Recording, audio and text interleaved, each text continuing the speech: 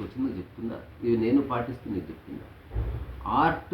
ఆర్ట్లో evolve కావడం తర్వాత ముందు ఫండమెంటల్స్ని క్లియర్ చేయి. ఒకటి, నెలకు నీకు ఎంత తక్కువ డబ్బుతో నువ్వు సర్వైవ్ కాగలవో నిర్ణయానికి రా. అంత తక్కువ డబ్బు తక్కువ సమయంలో ఎర్న్ చేయడానికి ప్రిపేర్గా. అది కూలి పని చేస్తావా అంటూ అడుగుతావు, ఐ డోంట్ కేర్. అన్ని పనులు గౌరవప్రదమైనవి, నువ్వు సరిగ్గా చేస్తావు. రెండవది, ఆర్ట్ పట్ల ఉన్న ఆసక్తిని ఎప్పుడు సజీవంగా ఉంచుకో. ఇప్పుడు ఫిజికల్గా నువ్వు చేయకపోవచ్చు, నెక్స్ట్ 2 ఏళ్ళు నువ్వు బ్రష్ ముట్టుకోలే, కానీ సైకలాజికల్గా నీకు ఆసక్తి ఎప్పుడు సేమ్ ఉంది. ఎగ్జాంపుల్, ఒక అమ్మాయి అబ్బాయిని ప్రేమించుకున్నారు, అమ్మాయి అబ్బాయిని కలుసుకోలే, ప్రేమ సజీవంగా ఉంచుకున్నాడు లేదా? అట్లా ఆర్ట్ పట్ల ప్రేమ సజీవంగా ఉంచుకో. నువ్వు ఇక్కడే కాదు, శంకరగిరి, మాన్యాలు, లేకపోతే మార్కాపురం, ఏ ఊళ్ళో నువ్వు ఐ డోంట్ కేర్. నువ్వు అసలు ప్రపంచంలో మనుషులు లేని ఒకనొక ప్లేస్లో ఉన్నప్పటికీ స్టిల్ ఆర్ట్ పట్ల లేదా నువ్వు చేయాలనుకున్న పట్ల నీకు ఆసక్తి ఏమాత్రం సన్నగిలేదు. నిరంతరం దాన్ని సజీవంగా ఉంచుకుంటున్నావు చూడు, దట్ ఈజ్ రియల్ ఆర్ట్. నువ్వు అది మర్చిపోకు. ఇప్పుడు నేను చేస్తున్నది అదే. ఏ సందర్భంలో ఉన్నా నేను చేయాలనుకున్న పనులు ఎప్పుడు మర్చిపోను. సరే, ఒకప్పుడు ఈ ఫండమెంటల్స్ లేవు, అంటే పడుకోవడానికి ఒక ప్లేసు, తినడానికి భోజనం, ఇప్పించాడు పోవడానికి ఒక చిన్న బైక్, అవి క్రియేట్ చేసుకోవడానికి నాకు 2-3 ఏళ్ళు పట్టింది. సరే, నాకు ఎవరు చెప్పలేదు, ఆ గోడ ఈ గోడ గుద్దుకుని పరిచయం అయిపోయాడు కొన్ని రకరకాల దారుల వల్ల. ఇప్పుడు నేను చెప్తున్నది ఏంటి, ఫండమెంటల్స్ మీద దృష్టి పెట్టు. ఇప్పుడు నువ్వు నెలకి అత్యంత తక్కువ అంటే మినిమం ఒక 10,000 ఒక వారం రోజులు ఎర్న్ చేసేసాను. దాన్ని నన్ను ఉపయోగించుకో, సమాజాన్ని ఉపయోగించుకో, డజంట్ మ్యాటర్. నా దగ్గర 1000 వచ్చినాయి, ఆడి దగ్గర 2000 వచ్చినాయి, ఇంకెవరి దగ్గర ఓవరాల్గా ఈ వారం రోజులు బతకదు. ఓవరాల్గా నెలలో వారం రోజులు అనుకోపోని, మిగతా 25 రోజులు 23 రోజులు నీ కోసం ఉంది. నువ్వేం చేస్తావు? ఇట్లా ఒక 2 ఏళ్ళు గడవని. అప్పుడు ఏంటి, నువ్వు ఎవరి మీద ఆధారపడలేదు, అట్ ద సేమ్ టైం నీకు సమయం కూడా ఉంచుకున్నావు. ఈ చిన్న అవగాహనతో మన జీవితంలో చాలా ద్వారాలు ఓపెన్ చేసుకోవచ్చు. సో మళ్ళీ రిపీట్ చేస్తున్న, ఆసక్తిని కోల్పోకుండా ఉంచుకోవడం నువ్వు చేయాల్సిన పని. నువ్వు ఆర్టిస్టులతో ఉన్నంత మాత్రం ఆర్ట్ సజీవంగా ఏముండదు, కొంతకాలంలో అది కూడా పోతుంది. అందుకని దానికి ఎవరున్నా లేకపోయినా దాని యొక్క ఫ్లేమ్ని కాపాడుకో. రెండవది, బతకడానికి కావాల్సిన బేసిక్ని ఎప్పుడు మర్చిపోదు. Always remember that. నెక్స్ట్ కొన్ని సంవత్సరాలు ప్రతిరోజు 200 ఎర్న్ చేయకుండా పడుకున్నావు. సరే, ఈరోజు అనుకున్నావు, పడుకున్నావు, పొద్దున్న నిద్రలేస్తే మళ్ళీ ఈరోజు 200 నుంచి 500 ఎర్న్ చేయాలి. ఎట్లా వస్తే నాకు తెలియదు.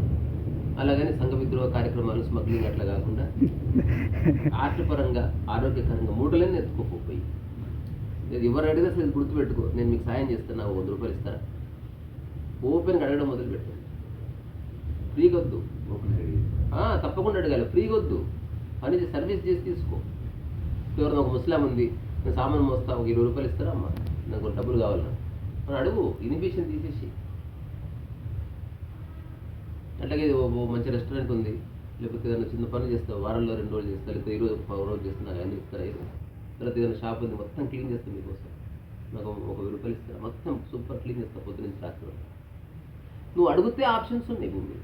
నువ్వే మూసుకుపోయి కలెక్టర్ సాబ్ లాగా లోపల ఉన్నావు అనుకో, నీకు ఎవడు పని ఇస్తాడు? నేనైతే అట్లా చేస్తుంటాను. Everything I did. కొంతకాలం ఏం చేసినా అందులో నాకు బతకడానికి కావాల్సిన 200 కోసం నేను ఎప్పుడు విస్మరించలేదు దాన్ని. ఐ ఆల్వేస్ పోయాడు. ఇప్పటికీ నేను ఎవ్రీడే కొంత మనీ ఎర్న్ చేయడానికి నన్ను నేను ప్రిపేర్ చేసుకున్నాను. వస్తేయో రావు, బట్ మనీ రోజులో కొంతసేపు మనీ గురించి కూడా ఆలోచించి, ప్రపంచం ఎంత లేదనుకున్నా ప్రపంచంలో ఉన్నాం. ఇప్పుడు హఠాత్తుగా నీ ఖాళీగా ఎవడిస్తాడు పైసలు? కొందరు మంచి ఫ్రెండ్స్ అందు ఉండాలి, పైసలను ఉండాలి. నేను నాకు ఒక ఫ్రెండ్ చెప్పిండు, కారును ఉంచుకో, కారున్న ఫ్రెండ్ అని ఉంచుకో, ఏదో 2 ఉంచుకోకుండా పోకు అన్నాడు. అట్లా ఇప్పుడు నాకు తెలిసిన కొందరు ఫ్రెండ్స్ ఉన్నారు, వాళ్ళు ఏమి చేయరు కానీ మంచి మంచి ఫ్రెండ్స్ ఉన్నారు వాళ్ళకి. వాళ్ళు ఎయిర్పోర్ట్లో దిగితే కారు పంపిస్తారు, హైదరాబాద్కి వస్తే వచ్చిన వాళ్ళకున్న విల్లాలో రూమ్ ఇచ్చిస్తారు, అంటే పని నడుస్తుంటుంది. మనకు అట్లా లేదు కదా. మన అదృష్టశాతం మనం బీద కుటుంబంలో ఉంటున్నాం, మన ఫ్రెండ్స్ అంతా బీద వాళ్ళే.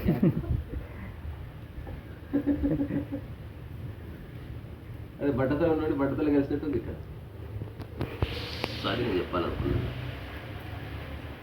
సరే, మళ్ళీ అంతే. జ్ఞప్తికి పెట్టుకో, ఈ జీవితకాలం జ్ఞప్తికి పెట్టుకో. నేను జ్ఞప్తికి పెట్టుకుంటాను, నువ్వు పెట్టుకో. ఎప్పుడు మనం అన్కాన్షియస్గా మారదు. నేను అనుకున్నాను కదా, మీమాంస, మన పని మర్చిపోదు. ఈరోజు మా అన్న బయలుదేరి వెళ్ళాడు, బుక్ లాంచ్ పోస్ట్పోన్ ఎందుకు అక్కడ అయింది, నెక్స్ట్ వీక్ అవుతుంది, లేకపోతే కింద చేస్తాం, లేదా ఈ గదిలో చేస్తాం, ఎట్లా అవుతుంది. ఇట్లే చేయాలనుకుంటే ప్రాబ్లము, సక్సెస్ ఫెయిల్యూర్ అనుకుంటే ప్రాబ్లం. సక్సెస్ లేదు, ఫెయిల్యూర్ లేదు, పని ఉందండి. ఈ 2 రోజుల్లో I'm going to start other book. I'm going to start writing other book.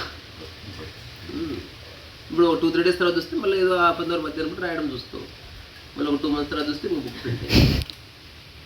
So ఇది అలవోకగా చేయడం కోసం నేను ట్రై చేస్తున్నాను. అంటే పుస్తకం ఏముంది, ఇప్పుడు పూరి జగన్నాథ్ సినిమా స్క్రిప్ట్ రాసినట్టు ఒకసారి అట్లా బ్యాంక్ ట్రిప్ చేసి ఒక వారం రోజులు రూమ్లో కదలకుండా కూర్చున్నారంటే సినిమా మొత్తం వేసేసి ఐడియా తెచ్చేసుకుంటారంటే అది ఎట్టో ఫ్లాప్ తర్వాత ఒక ఐడియాని మొత్తం కంప్లీట్ చేసేస్తారు. అరే కాఫీ తెస్తావా? వర్షం పడుతుందా? తీసుకొస్తాను.